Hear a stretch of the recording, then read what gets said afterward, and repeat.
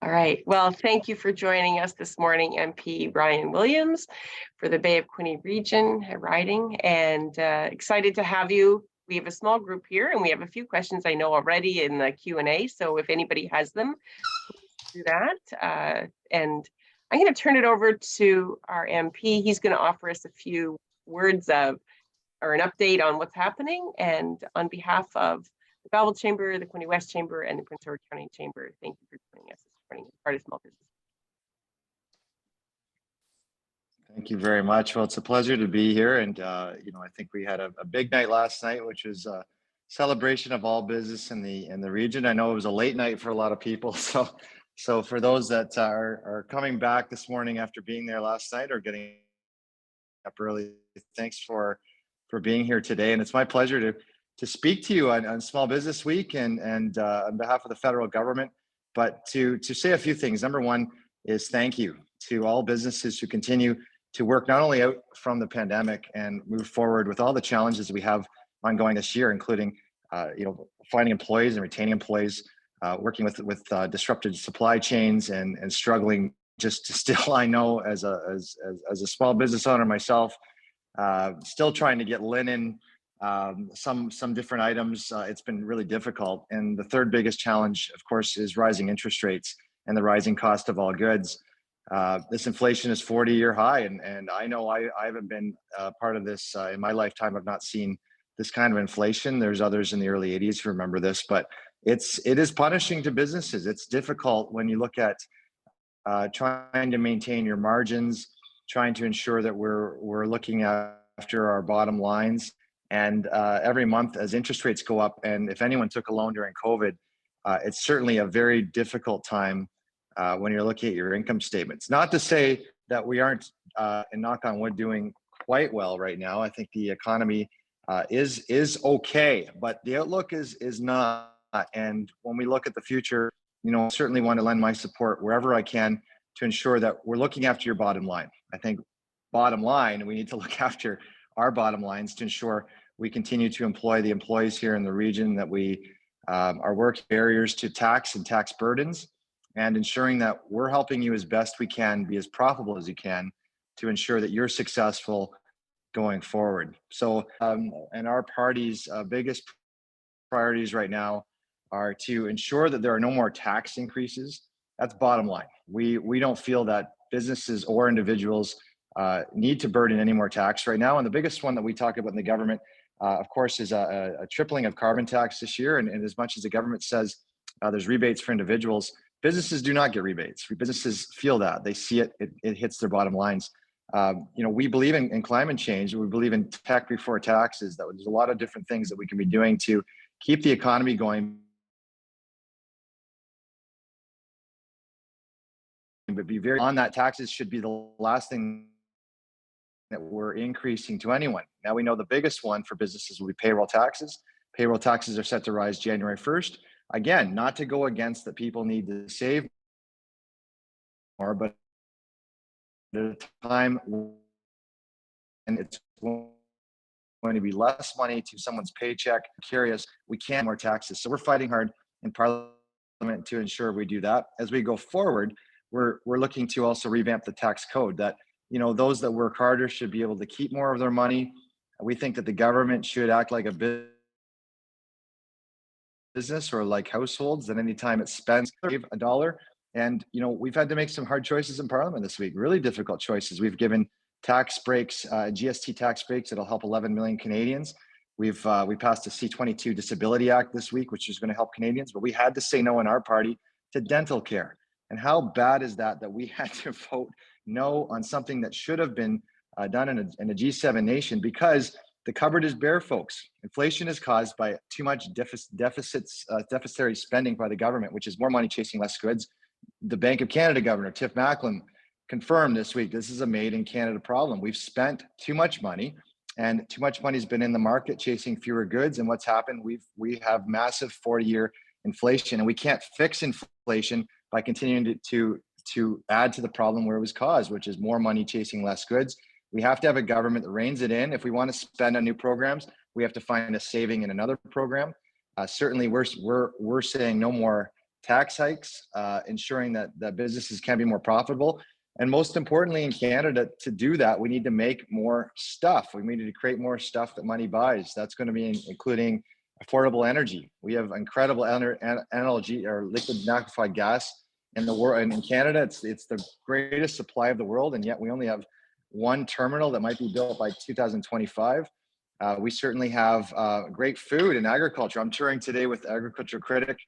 He's down with me, John Barlow, and we have about 4 farm tours today, including, if you haven't been, the ostrich farm, which is owned by Caleb Denowden in the county, but also meeting with the grain farmers from Quinte West, and in Prince Edward County, BD Seeds and Nurseland Farm, dairy farm, the robotic milking farm. And then this afternoon, we meet with a lot of different farmers about really talking about farming and producing more food. The world needs 1.5 more of the food that we produce now by 2030.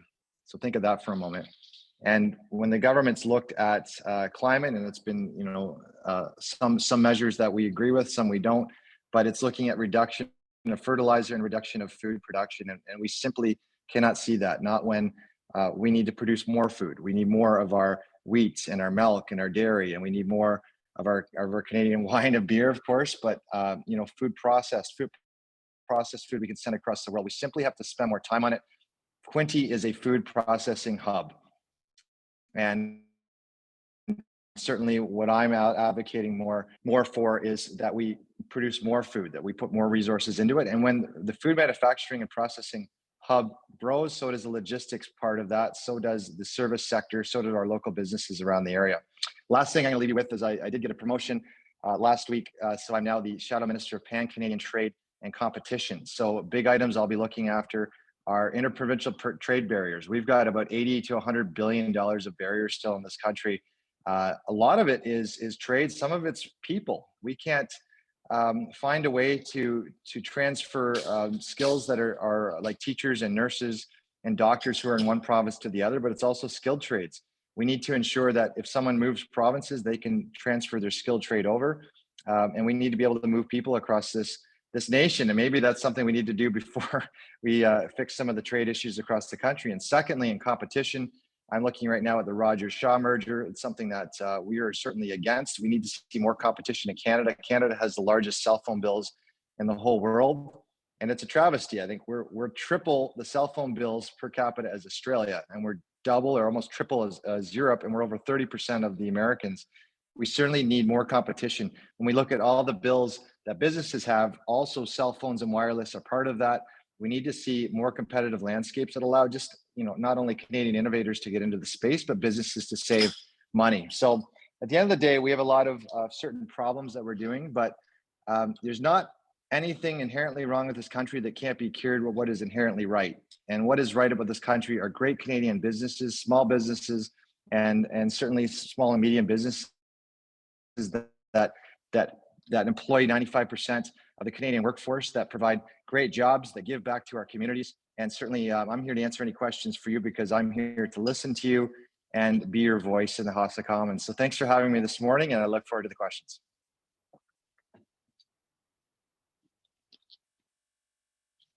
That's great. And I don't know if Suzanne wants to take one of the questions, or do you? Yeah, she's still struggling. So Maxine Holland, who has a small business with regard to healthcare and personal support workers. So her first question is, can you share what the federal government is doing to assist in transition of personal support workers to become regulated? So just to clarify that question, regulated in terms of getting skills transferred from, or is it's looking for more regulation on the industry? So I think the idea is that they are recognized as a component of healthcare, and that the education and skill set is regulated. Yeah, so I believe this is a provincial issue, anything around healthcare regulation of trades, and that's why we're working with the provinces. Certainly, we need more PSWs. We need more workers in healthcare in general. We're short 60,000 nurses in Canada. I mean, I'll talk regionally. We've known we're short 30 doctors we're short mental health care counselors and professionals. We're short nurses. So, easily we're double short of the nurses that we are the doctors.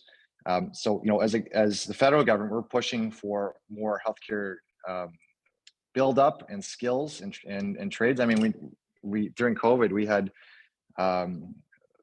$750 billion spent. We didn't create one more healthcare bed or space for individuals. We need more people. We've known that in this area. So PSWs, I know that's something that's, yes, we need more regulation. We certainly need to build that. I know that Loyalist is obviously one of our providers of the education for PSWs, and that's been fantastic. But no, we need more of all healthcare staff.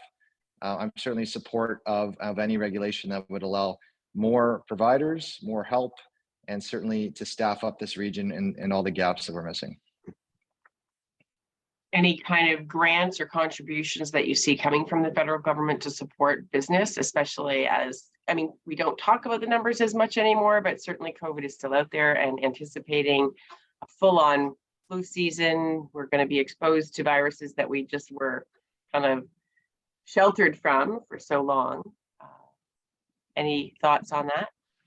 Yes, there's still grants and programs that haven't been exhausted yet. So there's COVID-19 relief funding programs, and there are certainly grants for businesses that have been out there. So what I would be happy to do is share those links and those information with the chambers. You can get that out to your members this week.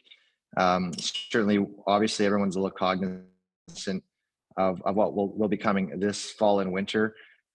We see, that obviously, you keep an eye on things. We tell people that, you make your choices that are best for you and your family, that you talk to your healthcare providers about updating your vaccines.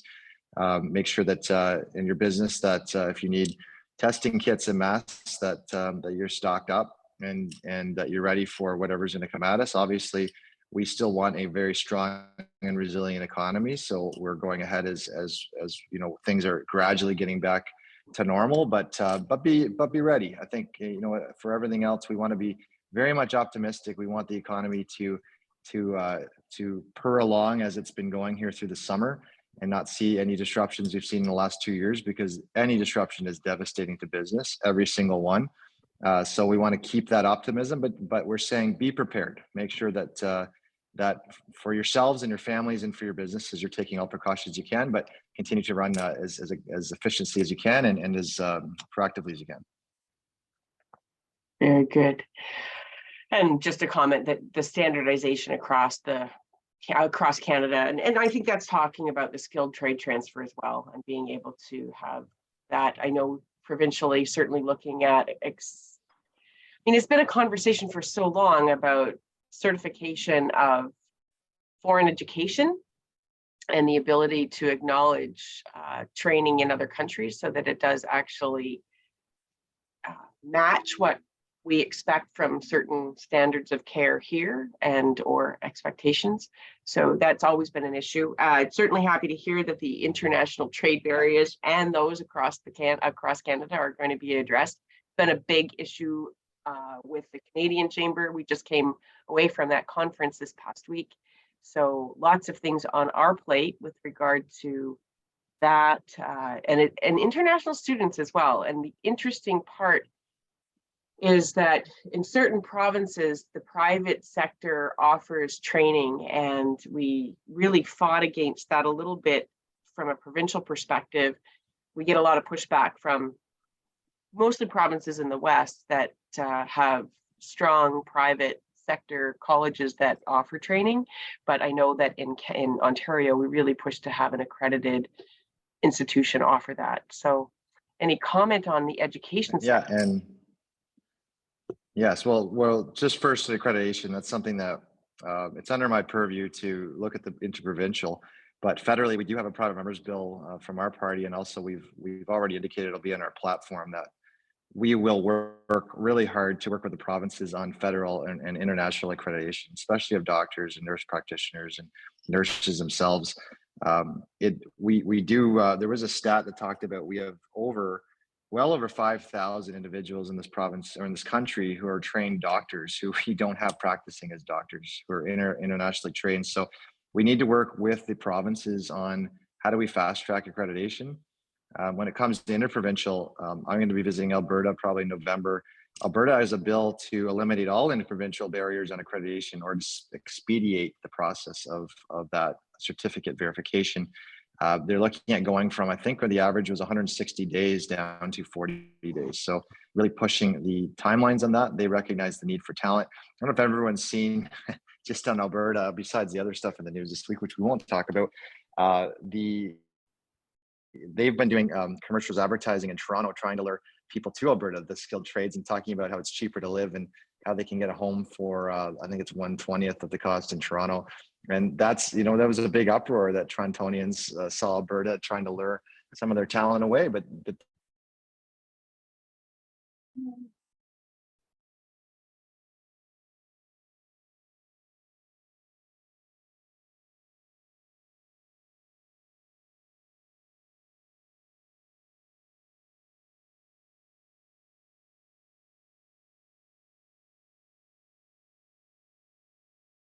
So I think we've lost you, Ryan. I'm not sure if anybody else is catching this problem.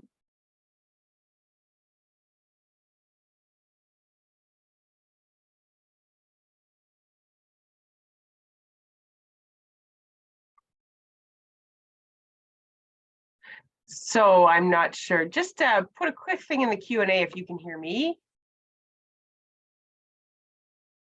Okay. Okay, so it is freezing for you. So it is, let's see if he can come back in here shortly.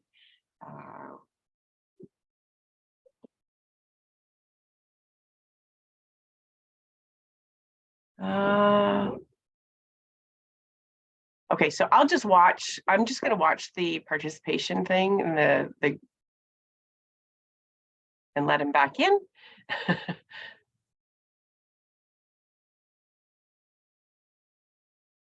Gotta love technology. It's funny, we took such advantage of this through COVID, and it's made it so much easier to connect with people. And certainly we're finding that it's almost like now that we don't need it as much, it doesn't work as well. So just waiting to see if he comes back in.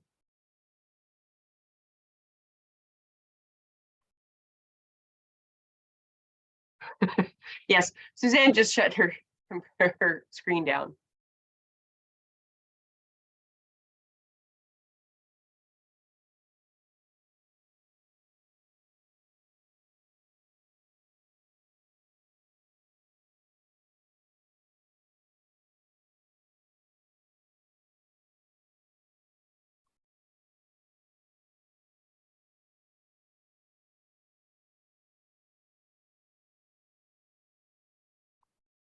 Sorry, guys. We should probably just change this over to a meeting. I wonder if I can do that from here.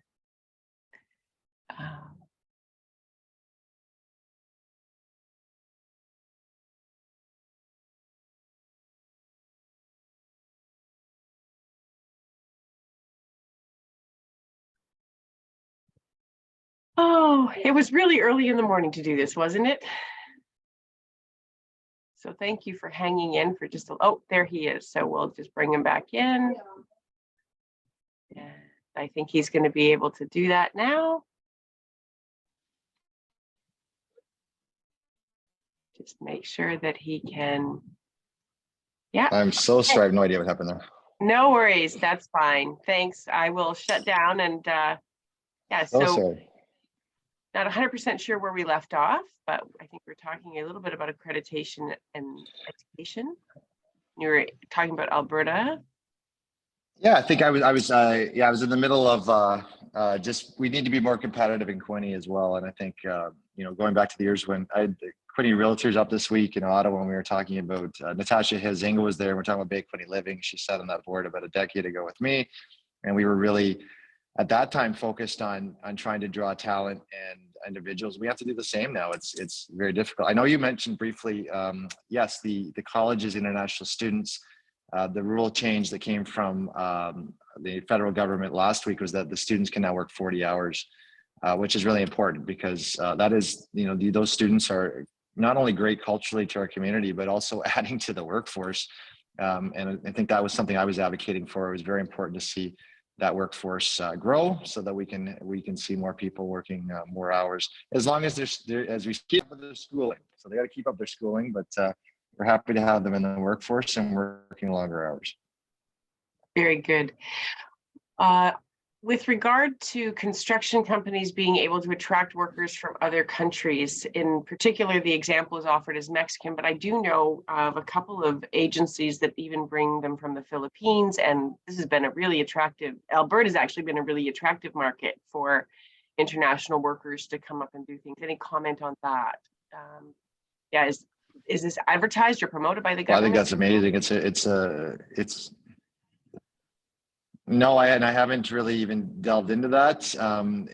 We look at temporary foreign workers when it comes to our wineries and our farms, mostly agriculture here in the area. So, the fact that we are so short in skilled trades, we've been trying to address that for a long time now, about the same time, about 10 years.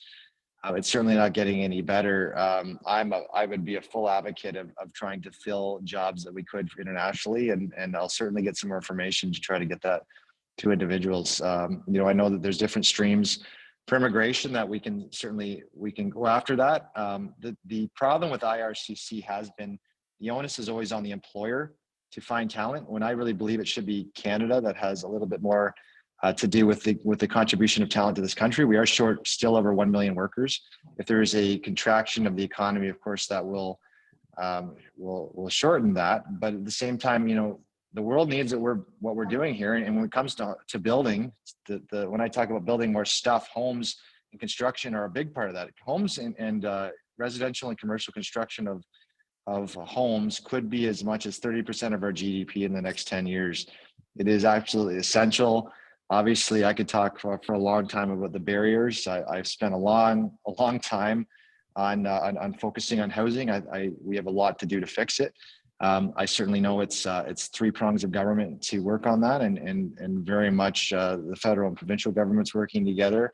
But people is a big component of that too, having enough people to build. And certainly, if you asked any of our builders right now to build another 50 homes a year each, for the other barriers, they'd also state that skilled trades is probably the biggest. They just don't have the people to do it. So I would be all over that. I think that's a great idea if we can't get them locally. But I'm also, I'm also a big proponent of getting shop back in our high schools and making sure that our colleges are have the assets they need and the resources to train the skills also there. I'll talk all day about Loyalist College. I've spent a lot of time with them in the last 6 to 8 months. The colleges also, I believe, need more resources to satisfy our job market. Not only are they most connected and they're all regional. Across Canada, there's a college within 95% of all Canadians. Within 50 kilometers of 95% of all Canadians. They're there, and they are certainly able to work with the workforce, determine what we need, and help train that workforce. Obviously, also now bring international students through that add to the workforce and add to our economy. So I'm a big fan of our college system, and I certainly want to see more resources put there. But certainly, skilled trades as a whole internationally, good idea. Let's see what we can do. Ryan, when we did a survey at the Quinte West Chamber at the beginning of September, 60% of our businesses responded they had vacancies.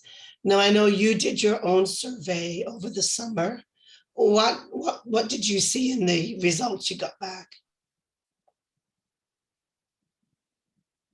So very similar, Suzanne, about the same, that we have just a shortage of talent everywhere. Everyone sees it. I mean, we've had the hard part of it, and this is why I say it's our biggest issue in Canada. We're not addressing it as a federal government properly because of what it means to those small businesses and to the economy as a whole. How many restaurants do we know have shut down because they didn't have staff, or how many other businesses shut down? I mean, we have shut down of businesses. We all know from the pandemic, it's the worst possible scenario for a lot of different reasons. One, you don't have paychecks. Two, you don't have a product or service. I know in Belleville, we had 1 or 2 or 3 restaurants that have had to shut down because of lack of staff. There's probably way more. And, I think, Suzanne, for the manufacturing alone, we don't have a shift filled because of a couple of people missing. And it's 60, if we're missing 40% of our workforce in some of those businesses, we're not producing stuff, which means it adds to supply chain woes. It adds to our shortages in products. We're not building homes. We're not growing food or picking the food. Maybe we're growing it or picking it. The biggest one we even talked about in January. So, almost a year ago coming up with truckers, right? Logistics. If we can't get products from A to B, we've all seen it, and all the businesses that have suffered from that. I as a hotel, I remember for doing renos, I couldn't get toilets.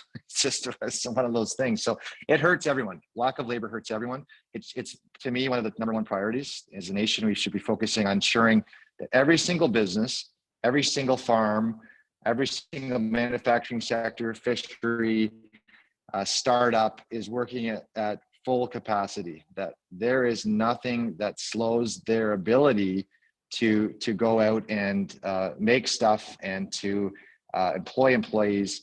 As a government, we're spending way more money than we bring in, and it resulted in pain for everyone. Average family right now in Canada with 2 children is paying $960 more a month than they were in 2019. That's just in 2 years. So, the answer is to build more stuff. So employees are what we need to do that. Obviously, there's a lot of other things we can be doing, but we need to do more to get employees here, employed and working. On another note, and maybe you can speak to this from the farming perspective, the need to support, so the questions about banking and access to funding, and recent conversation with some local farmers focused on the lack of bankers understanding the dynamics of farming, because the financial types don't necessarily know a tractor from a combine. So the need to support the farmers and create incentives for future farm generation is needed. How do you communicate this to an urban-focused banking center? Yeah, that's great. It's education of all of our sectors. Farming alongside, and what I want to see too is farming more connected to our food processing sector, agriculture with food processing. But we have some banks, like there's the Farmers Credit Union. There's some that are geared just to farming. But I think all banks that are involved with what this region is doing should know that this region has a large agricultural component to it, and farms are evolving. Farms have an incredible new bunch of technologies that's being implemented every day. The challenge to farms now is to double their yields per acre, right? That's the new technology challenge to those farms to do that, and they're doing a lot of different things to do that. There's different technology that tests the soil, that operates drones in the air, that looks at what's something called bee vectoring, which helps with pesticides and herbicides, and it's all really cool technology. We're down at Nurseland Farms today who are robotic milking all their cows every single day. And we had a bill right now in Parliament on interoperability and also right to repair, which is helping farmers utilize new technology and own the patent once they buy a piece of equipment, that they can have people work on that. So banks are important, not only to investment to farmers, but to ensure that, I think for Canada, that we're protecting and we're upping our food supply in that. The barriers right now for farmers and where they need money is when we look at tripling carbon tax. So just to give everyone an indication of what farmers have to pay with carbon tax, there are 269,000 farms in Canada. I don't have the number here. I know we're well over 100 farms. If you take the small and big, if you include Harvey farms, we're probably over 150 to 200. And each farm, as an average in Canada, pays $45,000 a year in carbon tax. So just to give everyone a clear indication of what this tax does, they only get $862 back as rebates. So, when we look at farmers having to invest to, better their fuel consumption or drying grain, they don't have a lot of options. There's natural gas, propane, or diesel for most farmers. That's it. There is not an option of hydrogen. There's not an option of low carbon. So they are forced to now either paying that extra carbon or to invest heavily into their farms. And until there's better options, they're going to have to invest a lot of money to try to save and recoup some of those costs. And so banks have to be cognizant of what they need to invest in. But I think more importantly, we're a big believer that the farms shouldn't be paying a tax. They shouldn't be punished. but they should be getting money and in different ways that we can invest into farm equipment, machinery, and technology that allows them to double their yields. I think that's, to me, the biggest single strategy that we should have around agriculture. And when you're talking about financial and business support and marketing support, and certainly food processing collaboration, those are all things that we need to be doing, and obviously the banks are part of that. Another question here regarding training money. And this always comes back to a conversation around job creation, and that there's always funding for job creation, when really in the face of a labor shortage, what we need is more access, or small businesses need more access to funding that will support the training of new staff. So you have existing staff who are knowledgeable and skilled and can pass that knowledge on, but to have both people on at the same time is sometimes unaffordable. And I would say that I've advocated strongly for this before, that it's not about new jobs, it's about retaining jobs. So is there an opportunity for the federal government to stop talking and assessing capacity by job creation, but more by job retention? Yes, one of the ideas that for platform and for I have a private members bill coming up, which is really to look at the tax code and EI benefit code system, and for two things. For number one, yes, training employees, which is really important. So upskilling employees. We talk about Canadians, we want them to have back control of their lives, which is their savings, their pocketbooks. And a lot of times it's ensuring that they get training to upskill and make a better paycheck. You can't just give people a better paycheck every time. They need to train into that, get more skills and to get that going. So tax credits that help employers and employees both want to engage into upskilling and training is really important. Another one, Jill, is the EI system. So some people are in jobs, let's say even they're starting at a minimum wage job in one place, but they could go get another job, but they need that training. The barrier for a lot of those employees is having to leave that position. No one can afford sometimes to take the 6 weeks to 6 months and be off of a position. So I would like to see a tax credit and a reform in the EI system, that if anyone were to be training for a certain period, we would treat it like EI. We would pay them. We'd ask for some support perhaps from the employers on that, but maybe we're paying them 75% of that as we would in EI, so that they can get that training and get it into a different, helping employees make a better paycheck. Two, we're helping employers find employees. And third, the government does make, they don't like to talk about it. Every time there's an increase of payroll, they make an increased portion of the payroll tax into the government. And, that is revenue for them. It's also better for Canada. I mean, one of the biggest stats that we have in this region that I've put up myself, as long as I'm an MP, for however long as I'm MP, is median household income. And I want to see that rise. We were always 20% lower than the provincial average. And to see that rise, it is going to take obviously more businesses, better jobs, but it's training. It's training of existing employers into other jobs to upskill. And it's going to be helping our employers find that do well. So, at the end of the day, 100%, whatever I can do to help with that, I will pass on, and we'll have our office pass on whatever is there now for some training. I know it's not a ton. And I know that programs like QEDC's Elevate Plus have been so successful. I want to see that nationalized. It's just great, not only the program, but the empowerment of the people that actually graduate and get a job. It's been amazing to be at those graduations. Agreed, for sure. And I think that's a good example of taking a group of people that aren't in the workforce now and moving them in. Again, it's about how can we make that Elevate program almost internal to some organizations? And, they could bring in their own instructors for some of the soft skills that they're looking for. They could bring in, and we've actually talked to them before, saying, is there a way that you can privatize or monetize this a little bit, so that if I have 10 people, if I have 10 positions and I want to put them through a 6-week program, why can't I do that internally? Why don't I have access to that? But the funding doesn't exist. And it just seems to be out of reach for any employer to access that if they want to train internal. Lots of money if I want to hire an outside person or give them a skill that is on paper. Oh, they've done a bookkeeping course or an accounting course externally, but now they have to come in and still have to train under somebody that understands our system, because some of that outside training is too generic. So anyway, that's kind of the context of it.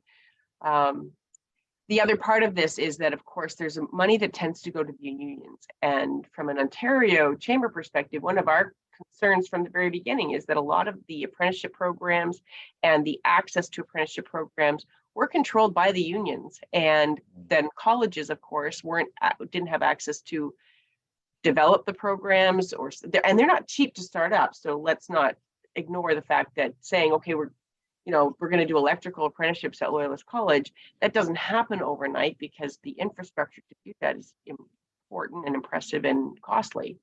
But there has been a barrier to accessing that, and now this recent funding announcement for the IBEW for electrical apprenticeships, it again shuts out the small business owner or a non-union shop.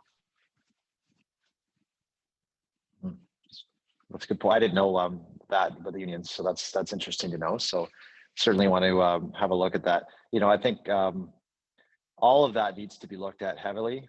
I'm a big believer in targets, so we're not very good at that. We'll say there's a problem. We don't really look at what the target is, and we don't certainly look at it as a business plan. And I know Jill and Suzanne, you both have a lot of experience that as do business owners on business planning. That's a really big stat to look at. And I certainly was talking to our shadow minister who's in charge of this and is in charge of that. I know there's the labor minister, or the shadow minister is Chris Lewis right now from Essex. So I'll certainly bring this up with him. But no, I think the target would be to have a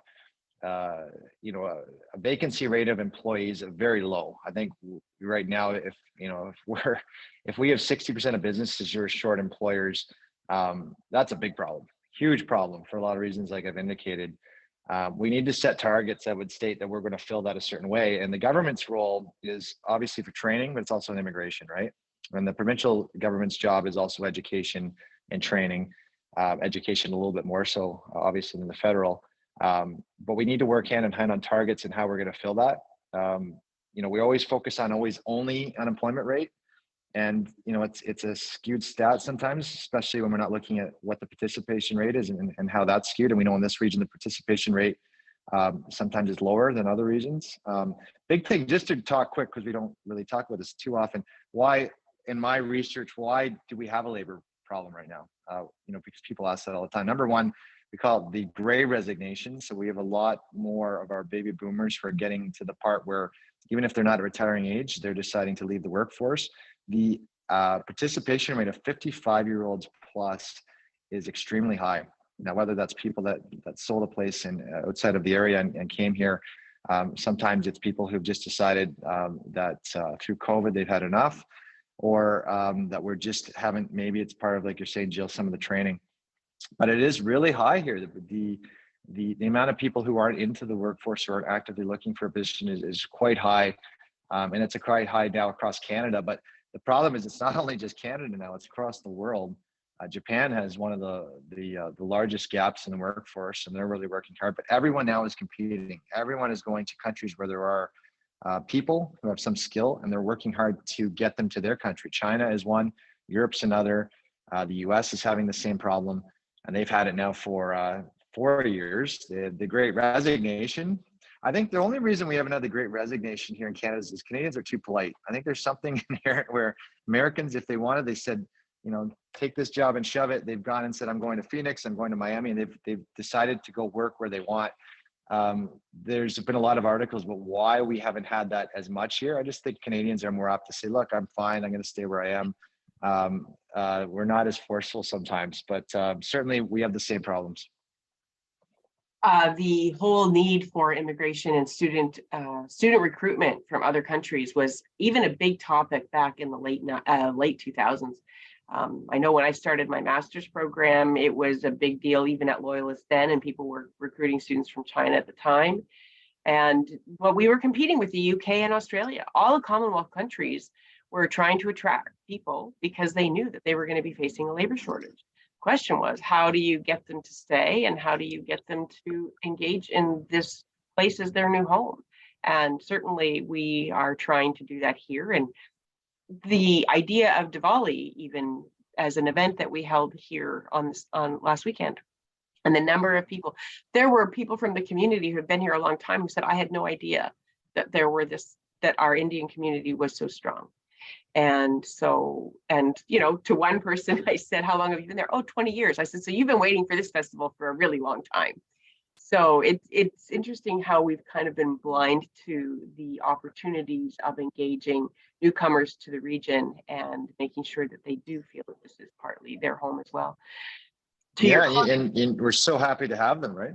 Yeah, and we're so happy to have them. I mean, 10 years ago, 10 years ago, we created an immigration portal, and we couldn't get immigrants here because it takes a lot of work to create that community. And I'm just so happy that you're all involved, but just how that community has been embraced.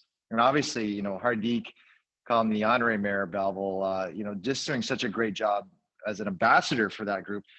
Anytime we'd worked in the past to try to bring immigration to the region, it's hard because of the barriers of having a culture and having acceptance. And obviously there's a lot of work we had to do at Belleville, but I think on the region itself, to have these communities and now, like you said, to see the acceptance is really the result of a lot of work done by a lot of different groups and individuals. And it's great to see finally. And I would also make a comment about this. The Canadian work ethic, I think, is probably because we still are some of us may only be 1 or 2 generations away from people who came here, and their families had to work really hard to make things work and to make, and sustainable. And especially if you think about the Western Revolution and, clearing land and there are a lot that we can unpack that in a whole lot of ways, but for the most part, you have kind of people who were prepared to see a new opportunity here through things that were a lot harder than maybe if you were in the southern states where it was a little warmer. Our climate makes for a hardier folk, I think, perhaps. Service Canada Job Bank has become obsolete. Workers are not engaged on this product. Indeed seems to be the good option. Can the federal government look at a different platform that is more user-friendly? Now, I will say we have lots of really great resources in the region with Center for Workforce Development. So if anybody's looking at that, there's the Work in Quinte program that I know is supported particularly by the city of Belleville. So there are ways to access local workforce and for employers to put their job postings in a local space. But any thoughts on that Service Canada Job Bank? Oh yeah, I mean, as an employer, we need a major disruption, and I think there's some other programs coming up and how we're attracting and seeking out employees. Canada Job Bank we used it a lot 15 years ago. It was the go-to, and you're right, it just became obsolete. Indeed is what I've used, and of course I use local programs. I'm always reaching out to Care Post and a lot of other individuals and people who've sent our office resumes. We're doing the same. We're giving that to that Work in Quinte program. And but I still know that employers probably are still at a loss sometimes of where to actually go. And so we do need a better coordinated program. I mean, it's also the approach, right? We've always also done job banks where we have we've set up card tables and we do it in one area. I've always had an idea for many years now when we started jobs in quintejobs.ca, which was about advertising and actually seeking and doing more headhunting for job positions. I think we need to be more of a headhunter in the area, specifically for skills that we may not be able to easily find. I think if we collaborated that way and found ways to do it regionally, and again, my ideas around the colleges, because I think they should be the ones engaged with the work for workforce development and Work in Quinte and CFCs. They're all there. We need to be more proactive. We need to go out and headhunt. I mean, because it's not only, this is the thing, right? Because when we look at it, it's not just skilled job positions or for employers, it's also doctors. It's going to be specialists, right? All that is all entailed under, one system, and it's going to be, there's a little bit of everything. And just like we did with the doctor recruitment program in Belleville years ago, we have to be proactive on how we're actually going after skills and be innovative in it, because everyone, like I said before, is suffering with the same problem. So everyone needs to be more competitive if we're going to be taking advantage and coming ahead from that. I also think there's a huge hidden job market. So yes, absolutely. Yeah. And companies will be recruiting out of Toronto, and our 55 plus non-participating workforce are coming from Toronto and have those skills that they're looking for, but nobody thinks to look internally, so to speak. So it certainly is something we could probably shine a light on. Yes, and just the last point on employment, something that we've talked about maybe is a possibility for employers who are struggling. Try posting jobs for part-time, because what we've heard from the workforce is there's some individuals who are 55 plus who may not be out of the workforce. They might just want only 20 hours a week. So if you had two positions, or one position, you can't fill it, try listing two for both part-time. And that's a good piece of advice I've heard from other regions right now. Yes, job sharing for sure. Daycare, of course, there's always insufficient. That's a huge barrier for some to re-enter the workforce as well, because finding access to that. So hopefully we're going to get somewhere there. I know that there's, again, there's incentives in place. There are opportunities to get less expensive daycare, but it's still finding the workers to do the job. Suzanne, did you have anything else? I think we've covered the questions. Yeah, no, I think the three issues, facing businesses are the big ones, right? The inflation, workforce, supply chain. They're complicated, but I think there's little bits that everybody can do to help take some of the pressure off the small businesses. And I think the federal government has their role to play. The provincial government has their role to play, and even municipally and at the business level, there's a role to play. So I think we all have to take a approach to these big problems and try and see what we can all do to help take some of that pressure off, because there's no magic bullet, and I think things are gonna be struggling for a while for some businesses.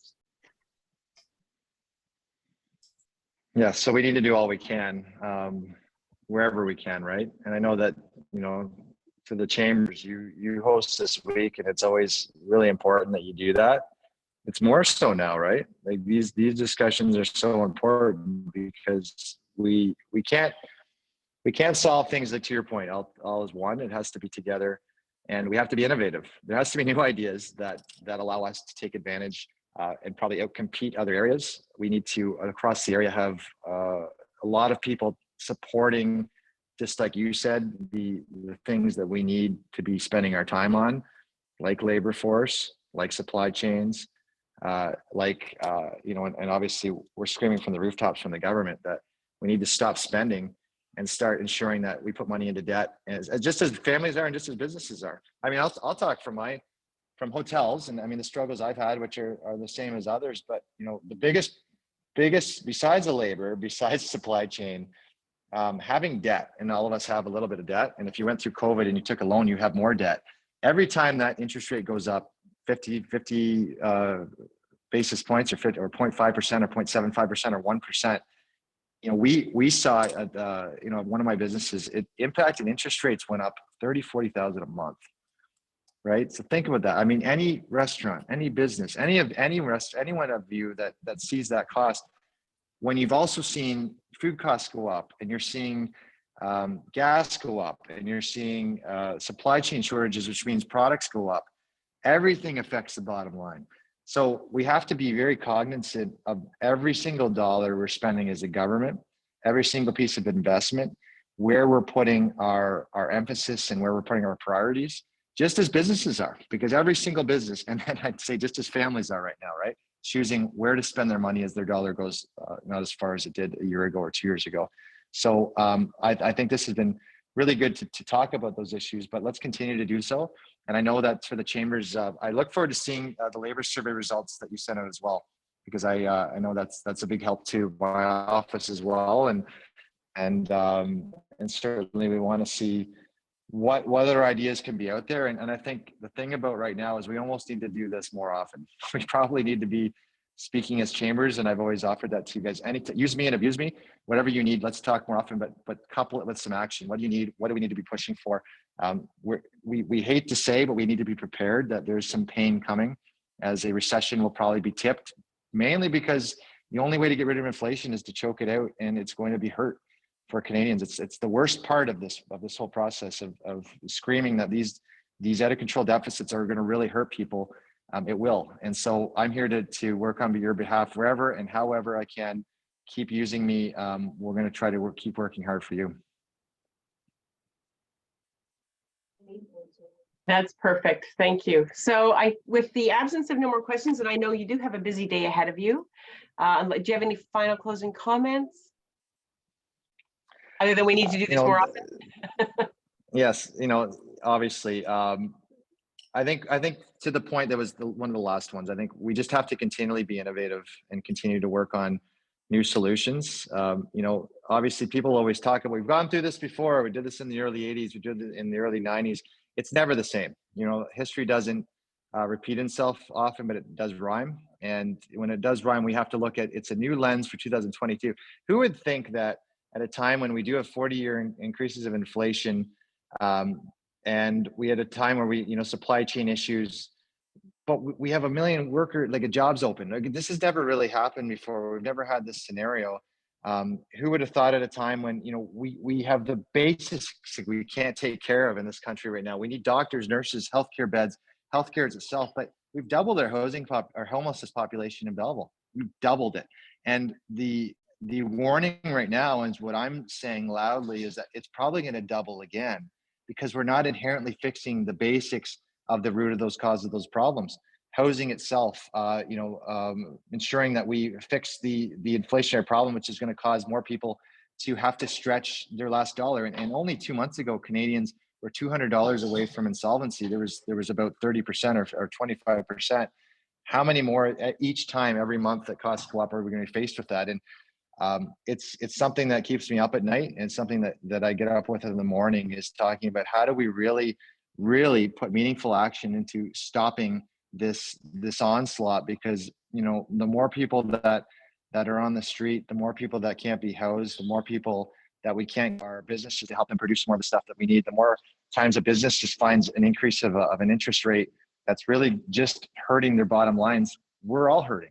And so we really have to work on that. I'm dedicated to continue to work with all of you, and let's find some innovative solutions, and let's keep working hard to stop it, and then hopefully find a trajectory where we're moving forward and everyone's back to success and all the other things that come with it. But thanks for having me today. Thanks very much. And thanks everyone for joining us. Have a great day. Enjoy those. It looks like you've got a great day for farm tours. Yes, fantastic. All right, take care. Thank you.